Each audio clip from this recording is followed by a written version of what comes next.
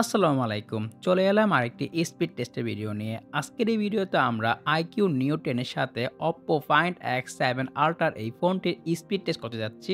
Specification এর দিক দিয়ে দুইটি ফোনই অলমোস্ট সিমিলার, কিন্তু প্রাইসের দিক দিয়ে IQ Neo 10 এর তুলনায় Oppo Find X7 Ultra double.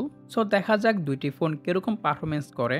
দুইটি ফোনেতে ব্যবহার করা হয়েছে Qualcomm Snapdragon 8 Gen 3 SoC, আর থাকছে Adreno 750 GPU।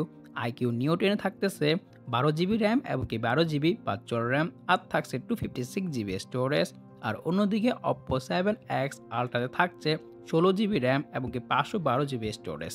দুইটি ফোনই রান করতেছে লেটেস্ট অ্যান্ড্রয়েড 15। IQ তে রান করতেছে OS 5, আর 7 Ultra তে রান করতেছে ColorOS 15। আর এই দুইটি ফোনই সেম ওয়াইফাই তে কানেক্ট করা আছে। সো আমরা আমাদের স্পিড টেস্টটি শুরু করি। সো আমাদের স্পিড টেস্টের প্রথমেই আমরা দেখতে পেলাম যে IQ-টা প্রথমে ওপেন হলো, দেন Oppo-তে। বাই দ্য ওয়ে, খুব শীঘ্রই এই দুইটি ফোনের ডিটেলস ক্যামেরা কম্পারিজন ভিডিও চলে আসবে। সো ভিডিও মিস না করতে চাইলে চ্যানেলটিকে এখনই সাবস্ক্রাইব করে ফেলুন এবং পাশের বেল আইকনটি বাজিয়ে দিন।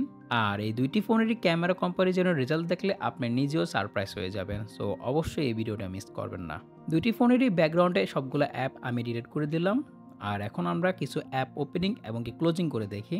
যেহেতু এই দুইটি ফোনেতে থাকতেছে এই বছরের ফ্ল্যাগশিপ Snapdragon 8 Gen 3 SoC, তো সেই ক্ষেত্রে অলমোস্ট সিমিলার পারফরম্যান্স করতেছে।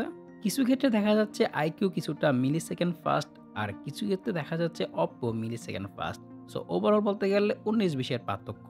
চলুন আমরা একটি গেম রান করে দেখি। সো আপনারা দেখতেই পেলেন দুইটি ফোনেরই পারফরম্যান্স অলমোস্ট সিমিলার করতেছে, তেমন একটা বড় কোনো পার্থক্য আমরা দেখতে পাচ্ছি না। আর ইতিমধ্যে আমরা IQ Neo 10 এর রিভিউ করেছি আমাদের চ্যানেলে, ভিডিও লিঙ্ক থাকছে ভিডিও ডিসক্রিপশনে এবং আই বাটনে।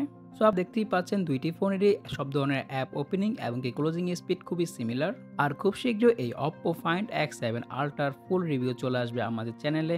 2025 সালে এই ফোনটি কেমন হবে। সো আমরা দুইটি ফোনেতে ব্যাকগ্রাউন্ডে অনেকগুলো অ্যাপ রান করে দেখেছি, তেমন একটা সমস্যা পাইনি। যেহেতু দুইটি ফোনই থাকছে এই বছরের ফ্ল্যাগশিপ প্রসেসর, তো সেই ক্ষেত্রে আমরা এই ফোনটি থেকে সিমিলারই পারফরমেন্স পাচ্ছি।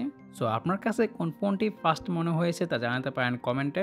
সো আজকের এই ভিডিওটি এ পর্যন্তই। পরবর্তী কোন ফোনের ভিডিও বা রিভিউ চান তা জানাতে পারেন কমেন্টে। সো আজকের জন্য বিদায় নিচ্ছি আমি শাহাদ হোসেন সজীব, শাহাদ থেকে। আল্লাহ হাফেজ।